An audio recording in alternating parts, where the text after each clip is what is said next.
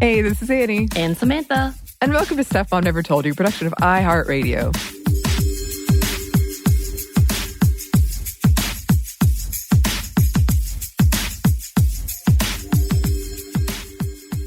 I have what may be a trick question for you today. Oh, no.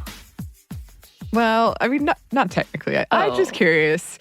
If I asked you, what is today's date? Would you know the answer? Well, because I'm sitting on my computer and I already wrote the date down once today, I actually would. What is it? It's January 12th, 2021. Yeah, got it. Got it. In there. Although I will say, as I was doing some things earlier today, which by the way is still AM for us, I did have to go and look and had a moment of like, wait, is it really mid-January? Well, okay. Mm-hmm. Yeah. The only reason I knew today's date is because, as you know, Samantha, and listeners too, I have a weird thing with numbers. And today we usually play Dungeons and Dragons on Tuesday. And I chose this as the date for our possible first 2021 session because it's 1-1-2-2021. All right. Yes, I know it's strange. I mean, hey, I like it. It's very succinct of you. Succinct is a nice word for it. But I wanted to talk about the date in this one just because we're doing an update episode. It's been a minute since we've just kind of done a roundup of the news that's going on in the world. And a lot has happened. Yes. A lot has happened. Yes. And is continuing to happen. I was going to say happening. Yes. So I think this probably comes out the day after we record it, and I wouldn't be surprised if like the whole world has changed tomorrow. Goodness. So, oh my goodness. Yes, just wanted to put in the date. And also a quick trigger warning. We are going to have brief mentions of sexual assault, sexual abuse, and murder. I mean, pretty just surface it's just level, but a news like this is what happened in the story. We're not going to get into any details, but did want to say it's going to be there. Yeah. Just want to warn everybody about that. But first, let's talk about some sports, because a lot's happened with women in sports lately. And we're going to miss some of it because I'm like, there's so much I wanted to talk about. And of course, it's been, 10 years since December. So we can't quite remember all the things, amazing things that are happening. But yes, we did want to celebrate some of that. Yes. And let's start with the NBA. So in late 2020, Becky Hammon made history by becoming the first woman to act as head coach for an NBA team during a regular season game. She's the assistant coach to the San Antonio Spurs, but she stepped into the head coach role after the man serving in that position was ejected during the first half. Whoopsie. When asked about it after the game, Hammond said, "Obviously, it's a big deal. It's a substantial moment. Honestly, in the moment, I was just trying to win the game. I say this a lot, but I try not to think about the huge picture and the huge aspect of it because it can get overwhelming." The Spurs were playing the Lakers that night, and the Lakers ultimately won 121-107. LeBron James, though, congratulated her, saying, "It's a very beautiful thing just to hear her barking out calls, barking out sets. She's very passionate about the game. Congrats to her and congrats for our league." And all of this was after Hammond made history in 2014 when the Spurs hired her to a full-time coaching position. And this all after she played 16 seasons for the WNBA. I wonder why you used the term barking. I thought about that too. I'm choosing to believe it's because she sounds really fierce. Okay. But yeah. Okay. We'll go with that. But let's move on to baseball. And yes, it's been a minute since this was announced, but we, of course, have to highlight it. So it was announced earlier this year that as of March 2021, Bianca Smith will start her position as the Boston Red Sox minor league coach, becoming the first Black woman in Major League history to act as an on-field coach. And she's only 29. Okay, Yeah. so I'm feeling really pretty much like an underachiever. She said about it, quote, I don't consider myself a role model before this. It's still kind of weird to think that, to be honest. That wasn't really my intention when I took the job, but I'm happy if my story can inspire other women of color, other people of color, or really anybody. I don't want to put limits on it. If anybody's inspired by the story, then even better, which is a big congratulations, Bianca. Yes. Also, in baseball news, Kim Ng made history in November of 2020 as becoming the first general manager for a Major League Baseball. Yep, she will be the first manager for the Miami Marlins and has made a huge step. She's also the first East Asian American to hold this position as well. So congratulations, and we're excited to see what happens. Go Marlins, I guess. And now let's talk about football. Towards the end of 2020, Sarah Fuller was touted as the first woman to score in a college football game while playing for Vanderbilt.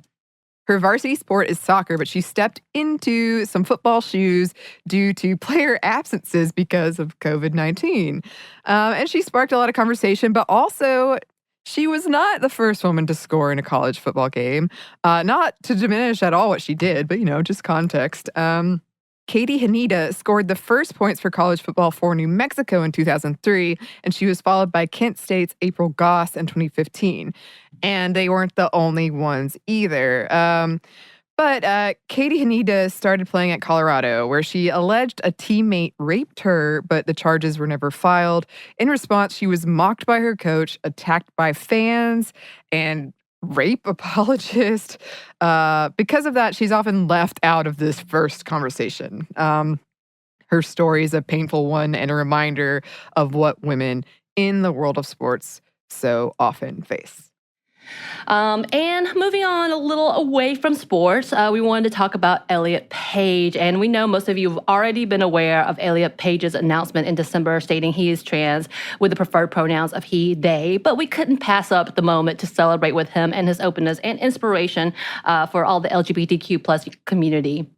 And many of his colleagues and past co-stars sent love and support as he made the public announcement. And of course, his biggest supporter, his partner, Emma Portner. They've been married since January 2018, and Emma sent a message of love stating, quote, trans, queer, and non-binary people are a gift to this world. And she went on to say that Elliot's existence is a gift in and of itself. Shine on, sweet E. So, aw. Yeah, that's sweet. Okay. So some other news in art, vulva-themed art specifically. Ooh. Yeah. Well, yes, because recently there was this piece that caused quite the controversy in Brazil. So after 11 months of carving and trench digging, 20 men lowered a 108-foot long, or about 33 meters long, vulva, hand carved by sculptor Juliana Notari, into the grounds of Brazil's botanical art park, Usina de Arte. Notari calls the work diva, and she says it, quote, questions the relationship between nature and culture in our Western phallocentric and anthropocentric society, and that it should spark conversation about the, quote, problematization of gender. So yeah, this piece of art caused fiery debate. It debuted mere days after Brazil's president claimed that abortion would never be legal in the country. He came out hard against this sculpture, labeling it as, quote, leftist propaganda, obscene, and reprehensible. When the artist first posted about its debut on Facebook, it got over 25,000 comments, many of them from enraged right-wingers. One right-wing Brazilian pundit suggested that the sculpture should be dealt with a penis of the same size, which is gross and disturbing. Very rapey. Here's a taste of one of the Facebook comments. Is it not enough to see so many women showing their bums, using short shorts or miniskirts? Now there's a vagina on an open field. This, to me, can never be called art. And then there was another one where a father was like, what will I say to my daughter, my 11-year-old daughter, when she sees this? And then there was a comment under it where it was like, maybe don't make your daughter ashamed of her genitals. Right. Or you can be like, this is your vagina. This is a vagina. End of story. I don't understand. I think she's already probably knows she has one. If she doesn't, that's a whole other problem. You need to have a conversation. This is not the artist's first time when it comes to art and the female body, which she often suggests is similar to an open wound and representative of the wound of social inequality when it comes to women, which we are going to talk a little more, not too much more, about what's happening with Brazil later on with the abortion rights coming through in Argentina. But she told CNN, quote, "It's one of the biggest wounds I've created. This wound is, however, infinitely smaller when compared to the traumas of slavery, unprotected employment, ecocide, and violent traumas that happened in this usina, as in other private colonial properties." And obviously, it's pretty striking. I'll let you say that. Yeah. Yeah, it's really striking. It's like this beautiful red just vulva on a nice green hill. Nice. I found it very, very visually striking. Yeah. Also of note, because it has made a big splash, there's a Danish TV children's show about a man with a giant penis. And that's all to be said for that, for now. Well, okay, there you go. Interesting. Yes, interesting is a word for it. So that's our brief wrap up of the entertainment art world. But we did want to talk about some politics. First, though, we're going to pause for a quick break for a word from our sponsor.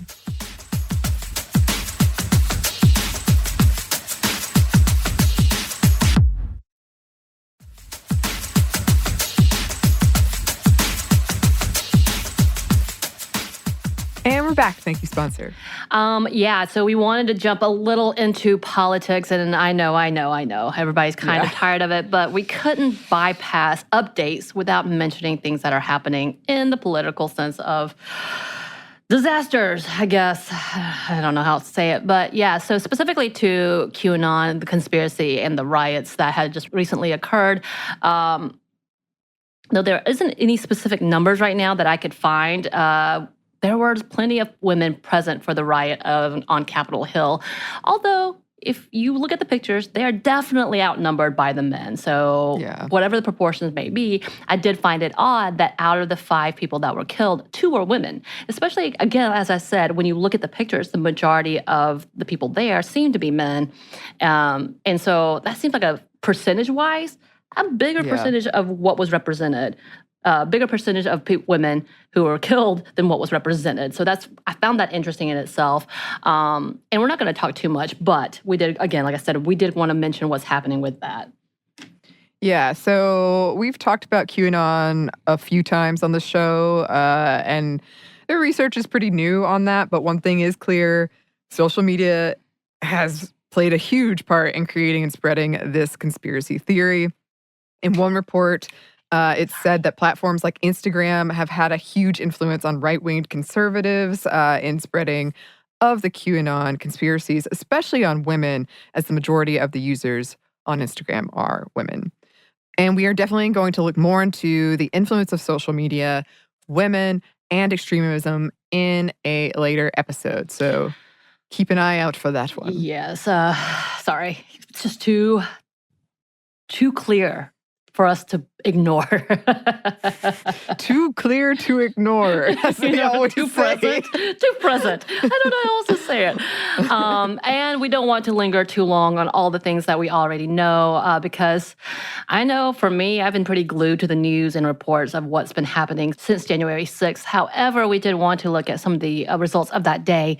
And one specifically was the death of Ashley Babbitt, who was an ex-military, avid QAnon supporter who, according to her social media, posted frequently in support of Trump, about the fact that the election was stolen, all of these things. And she was shot attempting to break through the glass door at the Capitol.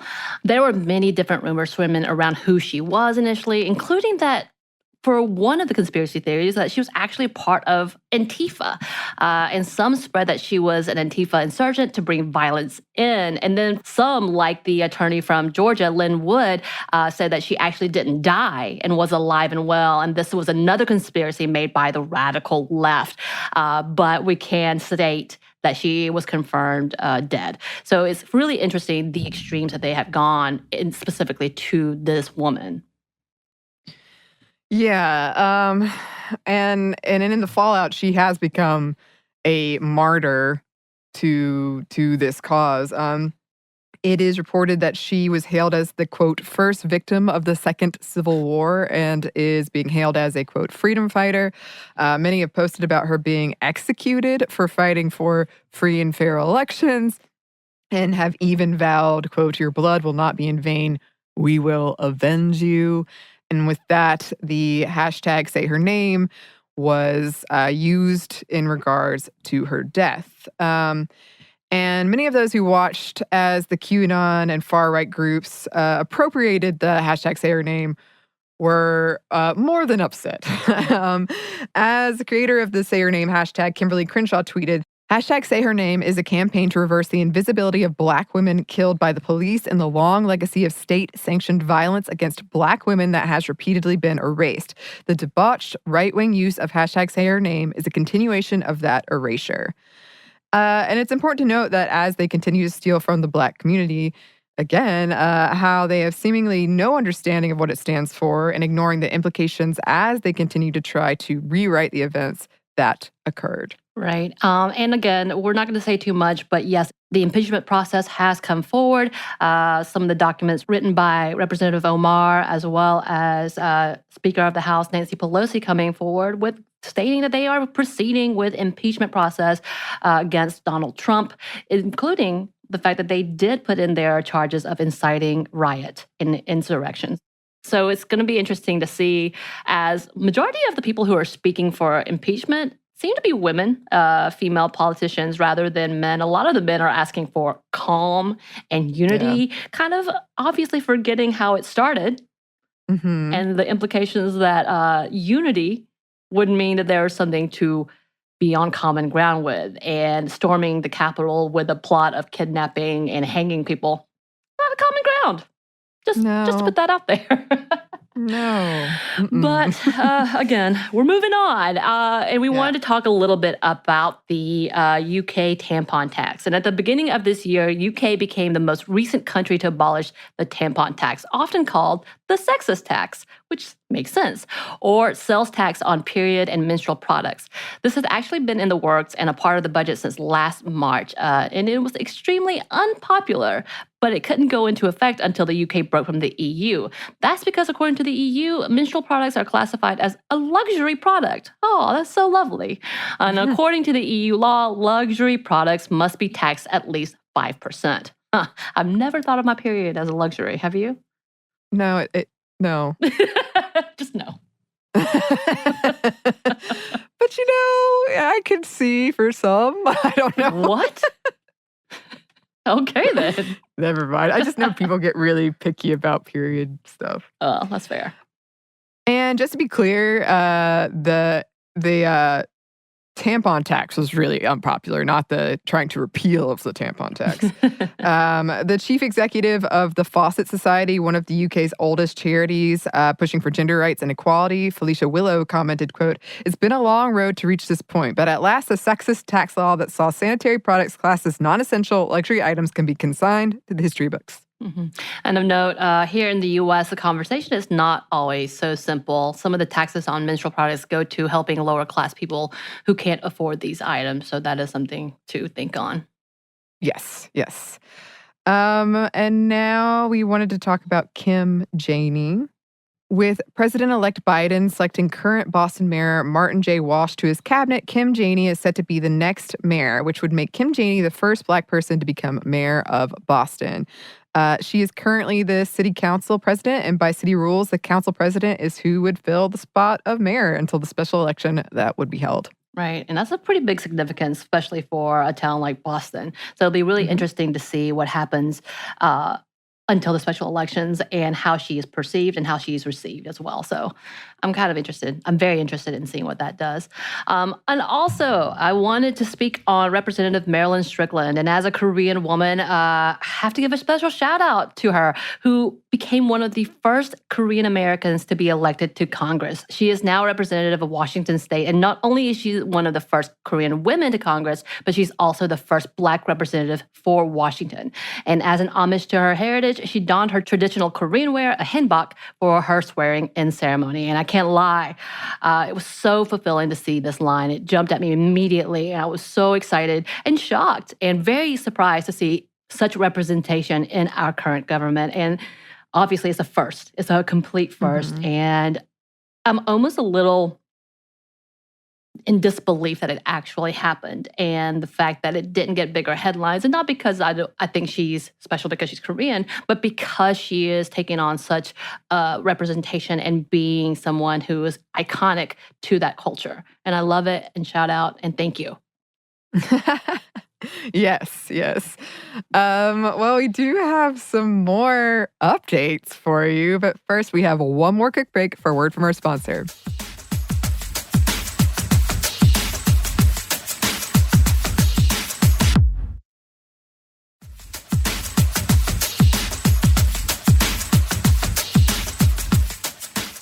And we're back. Thank you, sponsor. And we're back with a couple of international headlines at the top here, starting with Japan. So, in an effort to boost the birth rate in Japan, an AI has been launched to match Japan's lonely hearts. Like, there's these lonely heart points, and they try to match people up based on them. The government plans to subsidize any local governments that already use or plan to use an AI to pair people up. And this year, the government is looking to put $19 million into this effort. This is a push after the country's lowest birth rate record on year last year, just 865,000 babies. According to reporting by the BBC, Japan's population is predicted to fall to 53 million by the century's end from 2017's 128 million. And I have to say, one of the first things I thought when I read that is, wow, how optimistic they think we'll make it to the end of the century. Wow. That's fair. I'm in a dark place. Some experts believe AI matchmaking is not the way to go, that the problem is low wages, and that improving childcare options is a better route to pursue. And it probably will surprise no one, but it was women saying this, like, maybe we should look into childcare and those kinds of things. And also they point to Japan's gender equality ranking on the World Economic Forum, which was 121st out of 153 places in 2019. And we wanted to revisit what was happening with Brazil and Argentina. So we recently did a Monday Mini on the passing of the pro-abortion law in Argentina, and wanted to mention something interesting that we recently saw. A new trend has been occurring in Brazil, since it's still illegal to obtain abortions outside of rape, which has been tightened, by the way, with its regulation on it being mandated to be reported to police or endangering the life of the person pregnant in Brazil. Many people have been traveling to Argentina to terminate their unwanted pregnancies. Previously, many Brazilians have been placed in danger by using not so healthy, kind of dangerous abortion methods, or even being tricked into taking counterfeit abortion pills. Some have gone as far as obtaining visas and flying into areas to gain access, which is often very, very costly. But now they're able to have closer access with the new laws in Argentina. Right. And as we mentioned earlier, there's no conversation that there is going to be any lessening of those abortion laws. So absolutely sad, but at least I guess encouraging to see that they do have easier access than what is happening in Brazil. But yeah, something to keep watch on, because they do talk a lot about how Argentinian law has affected countries around them. Yeah. And I'm sorry, guys, we're going to talk about COVID. And again, we're just going to mention very briefly what's going on and about how the job loss during COVID has, as we've talked about previously, mainly affected women. And now we have some numbers. And according to reports, there's been a total net loss of 140,000 jobs in December alone. As in fact, women account for 111% of the loss. Yes, 111%, because the original number of job loss was 156,000, but 16,000 jobs were gained. And yes, men were the ones to gain all of them. But those who felt the damage were mainly Black and Latina women, especially those in the service industry, as the pandemic continues to rage on. And the fact that last month had an upswing in the number of cases as well as deaths, service sector industries were hit the hardest. And reminder, many are still calling a lot of these services as essential, but these are typically the lowest paid. Um, since February, women have lost a net of 5.4 million jobs, which make up for 55% of the job loss. In December, the overall U.S. unemployment rate was 6.7%, but for the women of the Black and Latina communities, the unemployment rates were 8.4% and 9.1%, which is a significantly larger percentage. And by the way, for white men, the percentage was 5.8%. Right. And much like the counterpart of white men, white women made significant gains in the job market, according to CNN. Some of the reasons for the job loss for Black and Latino women is due to the disproportionate flexibility within some of these job sectors. The lack of paid sick leave, loss of childcare, and the inability of working from home have been huge deterrents in job security. Yes. And now just a couple of random notes to wrap it up. Didn't know exactly where to put it out there, but it felt like significant enough to talk about. Yes. So starting with Lisa Montgomery, the first woman to face execution in 7 decades. She was granted a stay of execution on Monday, January 11th, pending a competency evaluation. Montgomery was charged for the murder of Bobby Joe Stinnett and cutting out of a fetus and kidnapping, and was sentenced to death in 2008 in the state of Missouri. Right, and it should be noted that her date of execution was actually supposed to be today by lethal injection, so January 12th. However, through numerous reports and interviews, many have been concerned with her lack of understanding and extensive mental health needs after years of continual sexual and physical abuse and torture. She was diagnosed with fetal alcohol syndrome at a young age, but was never treated, and therefore there's a lot of questions about mental health and our responsibility as a community when it comes to things such as capital punishment and the death penalty. So this is definitely going to be something that we need to keep a watch on, especially after last year and our current administration's extreme push to actually go through with the death penalty and all of the executions that had happened. Right. But hard pivot from that. Yeah. Shout out to the women of the United States Air Force Test Pilot School, the TPS, at Edwards Air Force Base in California, who have become the largest graduating class of women test pilots. With the record number of 5 women, Captains Casey Horgan, Rachel Williams, Sarah Vorgert, Kaylin Tung, and civilian Raina Duncan have set the record as they graduated with the class of 2020. And speaking of pilots, for the first time in history, the Navy has its first Black female pilot, Lieutenant J.G. Madeline Swegel, who is a tactical jet pilot. So congrats all around. All around. We're going to end with that happy note. Congrats, congrats, congrats. I think we've balanced out the good news with the bad news in this one. All right. We did it. Yeah, I'm sure we missed things. So please feel free, listeners, to write in for things we should talk about. And also, just a little note, we have some new content coming your way. Yeah. So get excited for that. It should be really cool. In the meantime, if you would like to write to us, you can. Our email is stuffmediamomstuff@iheartmedia.com. You can also find us on Instagram at Stuff Mom Never Told You, or on Twitter at MomStuffPodcast. Thanks as always to our super producer, Andrew Howard. Thank you. And thanks to you for listening. Stuff Mom Never Told You is a production of iHeartRadio. For more podcasts from iHeartRadio, visit the iHeartRadio app, Apple Podcasts, or wherever you listen to your favorite shows.